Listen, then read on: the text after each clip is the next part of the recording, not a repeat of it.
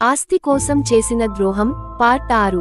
శాంతి తన తల్లి కమలమ్మని మరియు సంధ్యని కలిసి రావడం చూసి షాక్ అవుతుంది.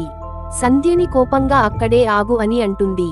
అప్పుడు సంధ్య ఏం జరిగిందో చెప్పే లోపే శాంతి తన తల్లి దగ్గరకి వచ్చి, ఎలా ఉన్నావు అమ్మా? ఎక్కడికి వెళ్ళావు?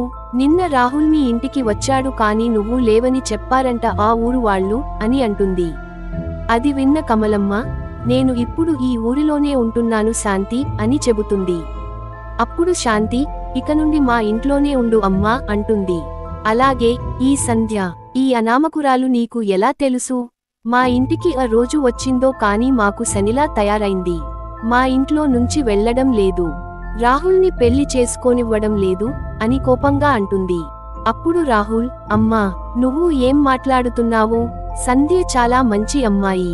తను ఒప్పుకుంటే నేను తననే పెళ్లి చేసుకుంటాను అంటాడు. అప్పుడు సంధ్య రాహుల్ వైపు చూస్తూ షాక్ అవుతుంది. ఏంటి రాహుల్ ఇది? నన్ను రంగయ్య నుంచి కాపాడి మీ ఇంటికి తీసుకువెళ్లి బాగా చూసుకుంటున్నావు అని నీ పైన నాకు గౌరవం. మీ అమ్మానాన్న అంటే మర్యాద ఉంది. కానీ నా వల్ల మీ అమ్మని బాధపెట్టడం మంచిది కాదు. నేను ఎలాగైనా మా వాళ్ల అడ్రస్ తెలుసుకొని మా ఇంటికి వెళ్తాను.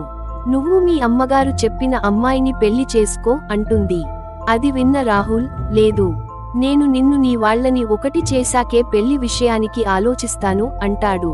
అప్పుడు కమలమ్మ, అసలు ఈ సంధ్య ఎవరు అనుకుంటున్నావు శాంతి? ఒక పెద్దంటి అమ్మాయి. చాలా గౌరవంగా బతికే రామయ్య గారికి ఒక్కగానొక్క కూతురు. ఎంతో ఆస్తికి వారసురాలు.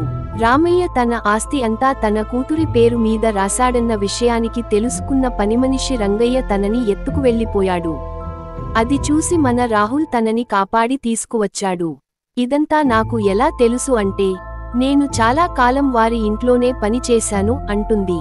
ఇదంతా విన్న శాంతికి, తను ఎంత తప్పు చేశాను, ఆస్తి కోసం ఒక అమ్మాయిని చంపాలననుకున్నా అని పశ్చాత్తాప పడుతుంది. అందరిని లోపలికి రమ్మని చెబుతుంది. సంధ్యని క్షమించమని అంటుంది. ఇక సంధ్య వారి అమ్మానాన్నని వెతకడం మొదలు పెడుతుంది. మరి తన వాళ్ళు దొరుకుతారా? అసలు ఉన్నారా? ఉంటే ఎక్కడున్నారు? చూడండి ఆస్తి కోసం చేసిన ద్రోహం